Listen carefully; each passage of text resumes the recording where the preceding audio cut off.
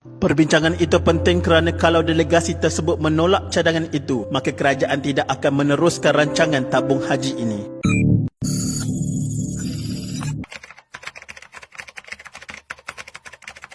Awal tahun 1950-an, Ungku Aziz ataupun kini Profesor Diraja Ungku Aziz yang merupakan pensyarah ekonomi di Universiti Malaya telah menjalankan satu kajian bertajuk Mobilization of Domestic Savings in Southeast Asia.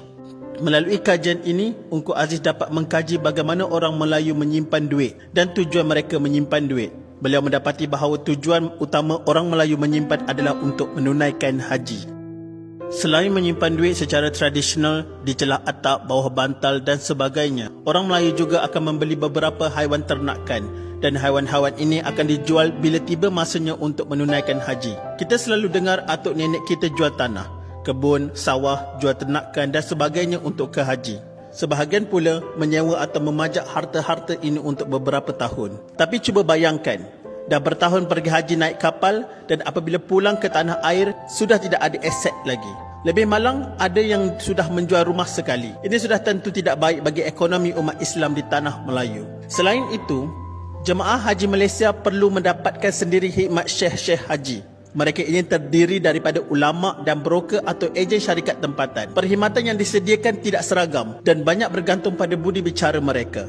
Kerana ketika ini belum wujud peraturan atau undang-undang yang menjaga kebajikan jemaah haji. Bermula dengan kunjungan seorang kawan lama, Dr. Zaki Badawi, seorang ulama dari Mesir, Ungku Aziz cuba mendalami soal riba yang dilarang dalam Islam bagi membolehkan rancangannya untuk menubuhkan sebuah tabung kerana orang Melayu menjarakkan diri daripada simpanan bank kerana riba. Beliau mahu memastikan wang yang digunakan untuk ke Mekah tidak bercampur riba. Ungku Aziz pernah mengatakan, "Saya tahu Islam mengharamkan riba, iaitu bayaran tetap bagi kegunaan pinjaman wang, tetapi tidak melarang sebarang bentuk pembahagian keuntungan yang tidak ditetapkan semasa pinjaman. Jadi soal ini serta soal wang untuk ke Mekah yang saya mahu satukan."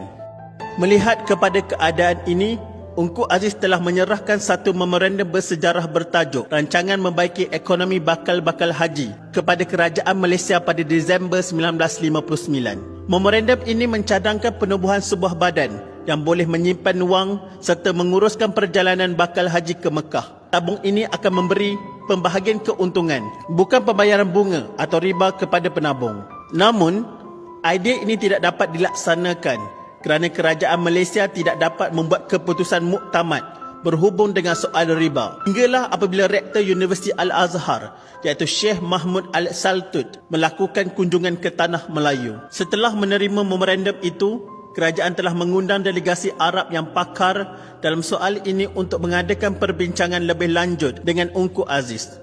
Tanggungjawab mengendalikan soal ini diberi oleh kerajaan kepada Datuk Khalid bin Awang Osman. Beliau mengadakan pertemuan yang dihadiri oleh Syekh Mahmud Al-Saltut iaitu pengarah Universiti Al-Azhar.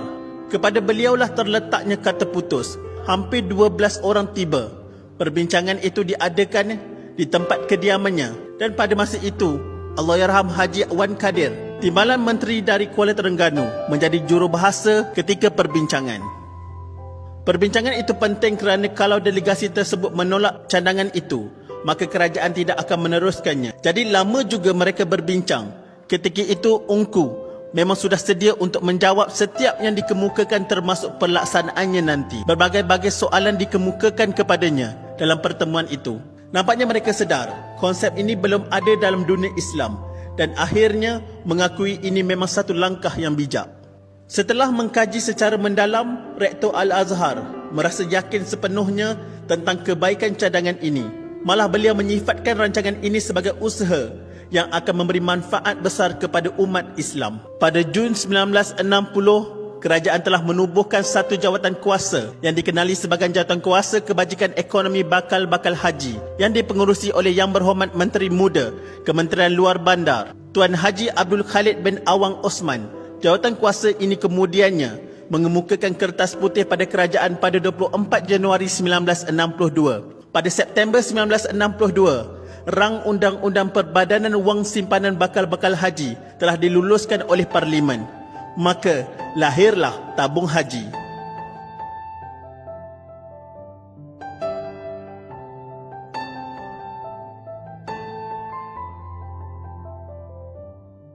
Sekian, terima kasih.